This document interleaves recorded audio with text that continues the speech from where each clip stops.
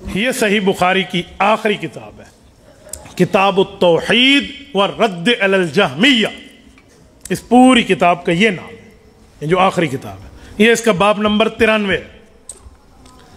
کتاب التوحید کے ساتھ والرد علی الجہمیہ وغیرہم کا مطلب کیا ہے؟ امام بخاری بتانا چاہتے ہیں کہ صرف یہ نہ سمجھا کرو کہ ہم توحید سناتے ہیں، بلکہ جو منکر ہوتے ہیں ہم اس پہ رد بھی کرتے ہیں، اس لیے والرد علی الجہمیہ بتایا۔ ہمیں کہتے ہیں نا ایسی بات کرو جس سے سب خوش ہوں، تو امام بخاری نے جاتے جاتے سبق پر سنایا ہے کہ صرف ایسی باتیں نہ کرو جس سے سب خوش ہوں، وہ باتیں کرو جس سے اللہ والے خوش ہوں۔ اس لیے والرد علی الجہمیہ، بروں پر رد بھی ہے اور اپنوں کو سینہ سے لگانا بھی ہے، اسے کہتے ہیں اشداء علی الکفار رحماء بینہم۔ امام بخاری باب نمبر 93 میں اسی تردید پر مشتمل روایت لائے، انہی کی معتزلہ کی تردید کرتے ہوئے کیا فرمایا؟ اب یہ جو باب ہے، اس باب میں حضرت امام بخاری رحمۃ اللہ علیہ اس باب کو لے کر آپ کی خدمت میں ایک مسئلہ لایا، توجہ رکھنا۔ باب ونضع الموازین القسط لیوم القیامہ وان اعمال بنی آدم وقولہم یوزن وقال مجاہد، یہ پورا العدل القسطاس العدل بالرومیہ، یہ پورا امام بخاری مصدر تک کی بحث میں سمجھانا کیا چاہتے ہیں۔ امام بخاری قرآن کی آیت لایا نہ ونضع الموازین القسط لیوم القیامہ، کہ قیامت میں اعمال کا وزن ہوگا، تو اس پر دلیل لائیں۔ کیا یہ بھی کوئی بات ہے؟ بظاہر یہ سوال اٹھتا ہے کہ یہ بھی کوئی بات ہے سمجھانے کی، قیامت میں تو وزن اعمال ہوگا؟ جی ہاں، یہ اس زمانے میں سمجھانا بڑا ضروری تھا۔ اس زمانے میں معتزلہ فرقہ واریت پھیلاتے ہوئے یہ جملہ اہل حق کو کہتے تھے کہ اعمال کا وزن کیسے ہوگا؟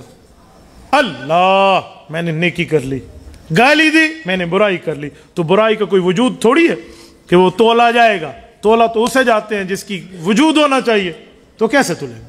تو امام بخاری ان کی رد پہ جواب لائے ہیں وَنَضَعُ الْمَوَازِينَ الْقِسْطَ لِيَوْمِ الْقِيَامَةِ، رب نے فرمایا میں انصاف کا ترازو قائم کر کے دکھاؤں گا۔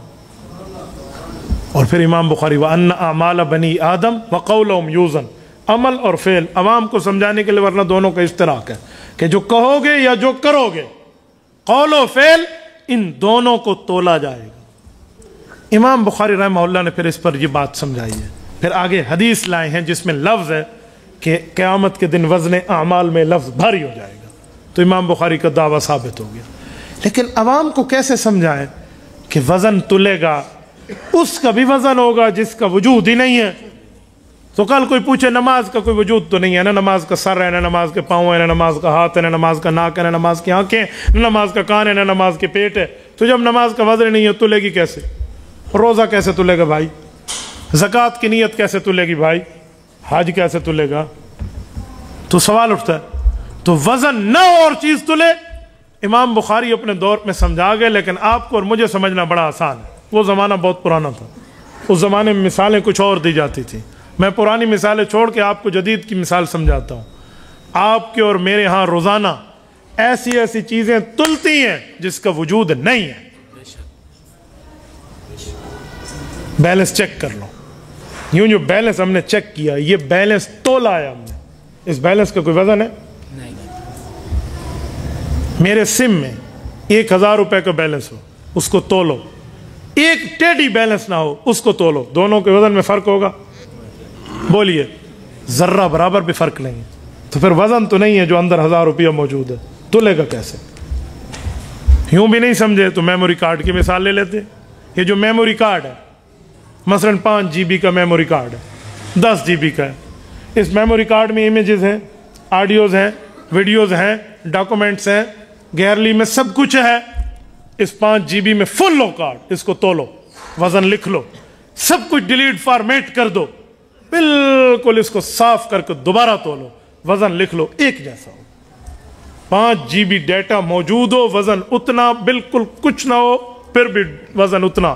وجہ آپ کہیں گے جدید سائنس کی ترقی ہے کہ یہ ایسی ایسی چیز لائے ہیں جو لطافت والی ہے، کثافت والی نہیں ہے۔ ایک کثیف ہوتا ہے، ایک لطیف ہوتا ہے۔ اس موبائل کو تولو، اس کا وزن دکھتا ہے بھی اتنا وزن ہے، یہ کثیف ہے، اور ایک وہ چیز تولو جس کا وزن ہی کوئی نہیں ہے، وہ لطیف ہے۔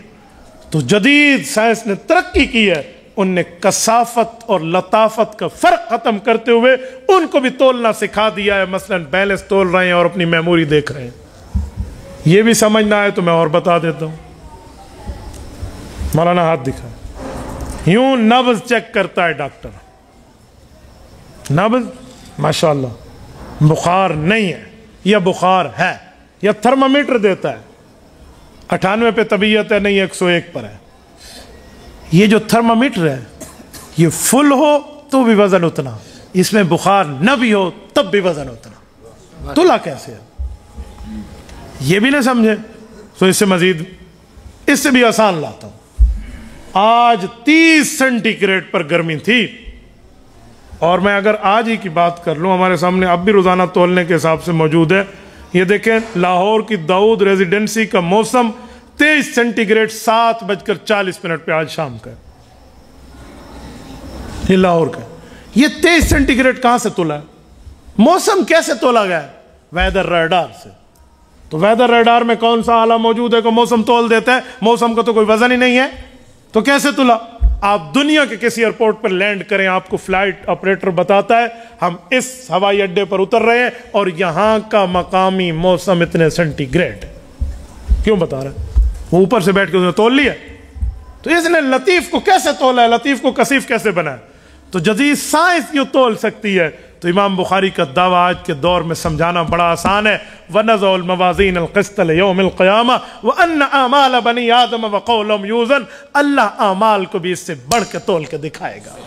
سبحان اللہ. یہ امام بخاری ہمیں یوں سمجھانا چاہتے ہیں جسے میں نے مولویوں والی زبان سے نکال کے آپ کو عوامی زبان میں سمجھایا. ورنہ صابن اور صابون کی مثالیں جو فتح الباری اور عمدۃ القاری اور ارشاد الساری کی میں آپ کے سامنے پڑھتا تھا تو اسی آنکڑے میں مولویاں نہیں کام میں نے تبھی کہا کہ میں صحیح بخاری کی آخری روایت کو آپ کے سامنے فٹ کروں گا.